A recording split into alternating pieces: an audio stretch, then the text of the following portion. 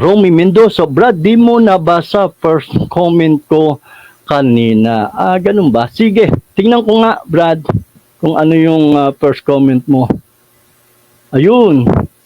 Oo nga, hindi ko nabasa. Kapatid na Romy Mendoza, good evening mga kapatid, praise the Lord. Binigyan ulit tayo ng pagkakataon, makapanood at makapakinig ng Word of God, and God is good all the time. God bless you all. Oo nga, kapatid na Romy, sorry, nalaktawan ko sa binangonan. Magandang gabi po sa inyong lahat.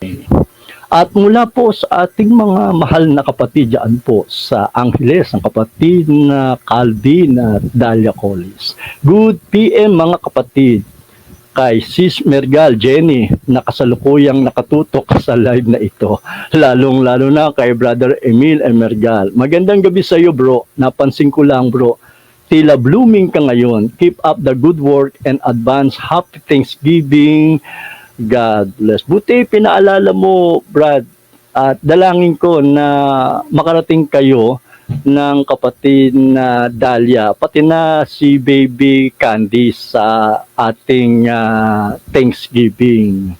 Nawa ay muli tayong magkasama-sama sa pagsamba at maging magkasalo-salo sa pagkakainan at sa mga activities sa Thanksgiving. Nakaka-miss na kapatid na Calvin at Dalia yung ating bonding. Hopefully ay makarating kayo sa darating na linggo, God willing. Salamat kapatid na Calvin at Dalia Collis. Magandang gabi sa inyo dyan. Mula po kay kapatid na Gilbert, blessed evening po mga kapatid. Sure. Salamat kapatid na Gilbert at magandang gabi din sa iyo dyan. Mula pa rin kay kapatid na Calvin at Dalia, ano ba kinoment mo, ba't di mo ulitin? Sigurado naman, baka hindi napansin ni Brother Emilian. Pagod na yan sa maghapon. Pagka ganun ulitin mo lang, wag po gawin. Digdel bro. Grow up po.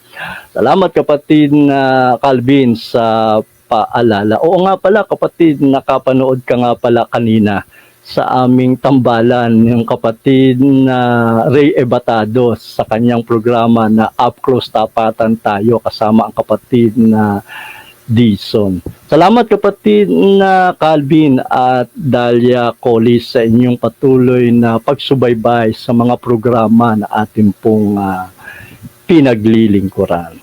Mula pa rin po kay kapatid na Christian Canyeso, good evening po Brother Emil